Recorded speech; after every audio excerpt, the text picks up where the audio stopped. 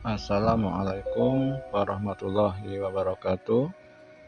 Saya Henry Fauzan Alfi, calon guru penggerak dari SMP Negeri Bisri Katon. Saat ini ingin menyampaikan materi tentang koneksi antar materi, kesimpulan dan refleksi modul 1.1. Pertanyaan pertama, apa yang Anda percaya tentang murid dan pembelajaran di kelas sebelum Anda mempelajari modul 1.1? Sebelum saya mempelajari dan mengikuti dialog bersama kawan-kawan calon guru penggerak dalam modul 1.1 ini, saya yakin dan percaya bahwa peserta didik ibarat kertas tabula rasa yang siap untuk diberi pemahaman materi yang saya ajarkan. Jikalaupun siswa kurang bisa memahami itu disebabkan karena siswa kurang aktif dalam belajar, maka selaku guru memberikan materi remedial agar siswa lebih memahami materi terkait yang diajarkan. Ataupun juga selaku guru harus mengubah model pembelajaran yang dianggap sesuai dengan kemampuan siswa dalam menerima materi. Selain memberikan materi, sering juga siswa melakukan praktek pembelajaran sesuai dengan materi yang diajarkan. Namun walaupun sudah praktek, tidak sedikit juga siswa yang hanya bermain-main dalam belajar. Lebih asik memainkan alat peraga tanpa prosedur yang sudah diberikan. Sekilas saya merasa bahwa siswa yang kurang aktif tersebut berbakat nakal atau kurang bisa menghormati adanya guru di ruang praktek. Akan tetapi jika dicermati kembali, siswa tersebut ternyata malah berprestasi dalam bidang olahraga, misalnya panjat tebing, hingga dia bisa meraih prestasi di tingkat provinsi. Selain melakukan praktikum, saya banyak memberikan konten dan konsep dari materi yang saya ajarkan. Misalkan, memberikan link YouTube agar untuk dipelajari. Siswa diberikan banyak tugas untuk membaca dan mengerjakan soal dengan tujuan pengetahuan mereka bertambah. Selama proses pembelajaran, siswa hanya pelaksana dari rencana pembelajaran yang saya buat. Mereka hanya pasif menerima setiap apa yang saya berikan. Sikap siswa selama melakukan pembelajaran, sebagian tetap melanggar kesepakatan belajar yang dari awal sudah disepakati, seperti tidak boleh keluar masuk saat jam pelajaran, tidak boleh mengobrol selain diskusi terkait materi pelajaran, juga harus menulis materi yang diberikan. Selanjutnya, saya menarik kesimpulan materi pelajaran. Saat siswa ditanya, sudah paham atau belum? Sebagian siswa menjawab, paham.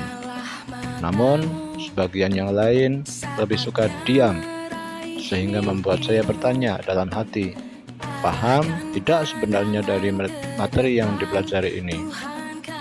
Dan akhirnya, karena dituntut materi yang harus diselesaikan, maka paham atau belum siswa dengan materi ini, maka saya langsung melanjutkan materi berikutnya dengan tetap memberikan tugas remedial pada siswa yang belum tuntas KKM-nya.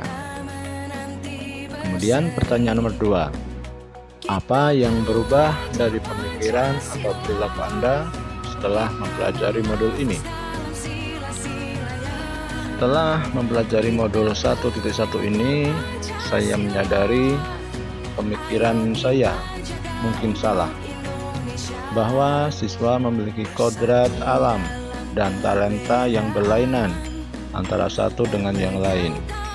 Dengan segala fasilitas yang diberikan oleh orang tua di zaman ini, tidak bisa disamakan dengan fasilitas yang diberikan orang tua kita dulu saat kita seusia dengan mereka. Kodrat alam, kodrat zaman sekarang sama sekali tidak bisa disamakan dengan kodrat zaman dahulu. Zaman milenial dengan teknologi yang serba canggih saat ini harus juga diikuti oleh guru, terutama dalam teknologi pembelajaran. Walaupun tetap saja usia mereka yang masih suka bermain-main, yang menunjukkan kebelum dewasaannya dalam mengambil sikap. Hal itulah yang harus pendidik kuasai, yaitu mampu masuk ke dunianya dan mengarahkan, menuntun, menuju pemikiran yang lebih dewasa dalam bersikap. Dengan kata lain, jika adab sudah tertata, insya Allah ilmu juga bisa mengikuti untuk dikuasai, sesuai dengan minat bakatnya yang tidak bisa dipaksakan. Harus ideal sesuai dengan keinginan saya sebagai guru dan pendidik. Meskipun saya akui berat sekali untuk mewujudkan di tengah emosi mereka yang belum stabil, yaitu di usia tingkat SMP ini.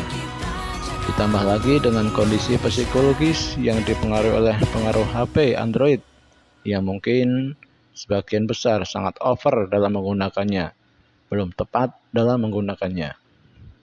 Sehingga bisa saya ambil hikmah dari modul 1.1 ini, bahwa pemikiran saya mulai terbuka. Saya anggap mereka semua intan berharga dengan beragam keunikannya. Mereka memiliki minat dan potensi yang perlu dikembangkan. Saya tidak mungkin bisa merubah kodrat yang sudah Tuhan berikan. Saya hanya bisa menuntun dan menjadi sahabat bagi mereka. Selanjutnya, pertanyaan nomor 3. Apa yang dapat segera Anda terapkan lebih baik agar kelas Anda mencerminkan pemikiran Ki Hajar Dewantara? Saya akan menerapkan pemikiran Ki Hajar Dewantara di kelas saya. Saya menjadikan mereka subjek pembelajaran yang bisa mengeksplor apa yang mereka mau tentang ilmu yang akan dipelajari. Saya akan menuntun, mengarahkan mereka untuk menemukan dan mengembangkan potensi mereka. Siswa saya akan lebih banyak melakukan aktivitas pembelajaran sehingga mereka bisa menemukan sendiri konsep dan keterampilan yang mereka butuhkan dan inginkan. Strategi pembelajaran akan saya rancang dengan berbagai model dan metode pembelajaran yang bervariatif, sehingga dapat meningkatkan sikap, pengetahuan, dan keterampilan mereka.